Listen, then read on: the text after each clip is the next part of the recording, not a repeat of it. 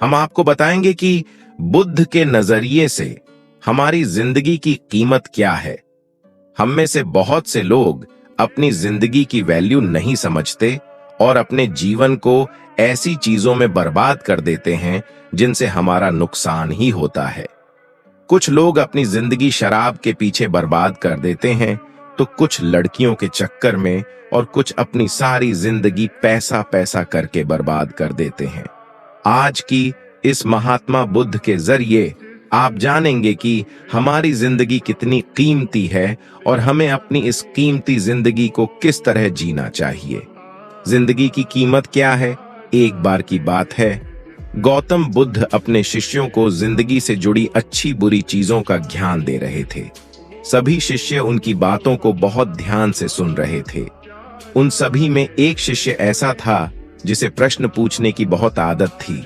वो उठकर गौतम बुद्ध के पास गया और उनसे बोला, आप हमें जिंदगी के बारे में जो कुछ सिखा रहे हैं उस सब का क्या फायदा, क्योंकि हम में से बहुत से बच्चों को ये भी नहीं पता कि हमारे जीवन का मूल्य क्या है और ये जीवन हमारे लिए कितना कीमती है। पहले आप हमें ये बताइए कि इस जीवन का मूल्य क्या है। अपने शिष्य की बात सुनकर गौतम बुद्ध अपने कक्ष में गए और एक चमकता हुआ पत्थर का टुकड़ा लेकर आए। वो टुकड़ा उन्होंने अपने शिष्य को दिया और बोले, मैं तुम्हें इस जीवन का मूल्य तब बताऊंगा जब तुम इस पत्थर का सही मूल्य पता लगाकर आओगे। साथ ही ये ध्यान रखना कि तुम्हें ये पत्थर का टुकड़ा किसी को बेचना नहीं है। गौतम बुद्ध की बात मानकर वो शिष्य बाजार की तरफ चला गया। बाजार में सबसे पहले उसकी नजर एक फल बेचने वाले पर पड़ी और उसने वो पत्थर उस फल वाले को दिखाया और बोला, इस पत्थर के बदले आप मुझे कितने फल दे सकते हो? फल वाला बोला, ये पत्थर कुछ खास तो नहीं है, लेकिन फिर भी इसके बदले में तुम्हें 10 केले दे सकता हूं। वो शिष्य उस पत्थर को लेकर आगे चला गया। फिर उसे एक सब्जी वाला मिला। शिष्य ने उस सब्जी वाले से उस पत्थर की कीमत पूछी। सब्जी वाले ने उस पत्थर को ध्यान से देखा और बोला, इस पत्थर की कीमत के बदले में तुम्हें ज्यादा से ज्यादा एक बोरी भरकर सब्जियां दे सकता हूं। इसके बाद वो शिष्य उस पत्थर को लेकर एक सोने के व्यापारी के पास गया। उस पत्थर की टुकड़े की चमक देखते ही उस सुनार ने उसकी कीमत 100 सोने के सिक्के लगाई। शिष्य ने वो टुकड़ा बेचने से मना किया तो वो सुनार उसके बदले 200 सोने के सिक्के देने को भी राजी हो गया, लेकिन शिष्य ने वो पत्थर नहीं बेचा। इसके बाद वो शिष्य एक हीरों के व्यापारी के पास गया और उनके सामने उसने वो पत्थर के टुकड़े को रख दिया। उस पत्थर को देखते ही हीरों के व्यापारी ने एक साफ कपड़ा बिछाया, उस पत्थर को उसके ऊपर रखा, फिर उसकी परिक्रमा की और हाथ जोड़कर उस पत्थर को कपड़े में लपेटते हुए वो बोला, तुम जिसे मामूली पत्थर समझकर उसकी कीमत पूछ रहे हो, असल में ये एक बेशकीमती रूबी है। ऐसा रूबी हर किसी को नहीं मिलता। मैं अगर अपना सब कुछ बेच भी दूं तो भी इसकी कीमत नहीं चुका सकता। उस व्यापारी की बातें सुनकर वो शिष्य हैरान हो गया। वो दौड़ा दौड़ा सीधा बुद्ध के पास आया और उन्हें उसने जो कुछ भी बाजार में हुआ वो सब बताया।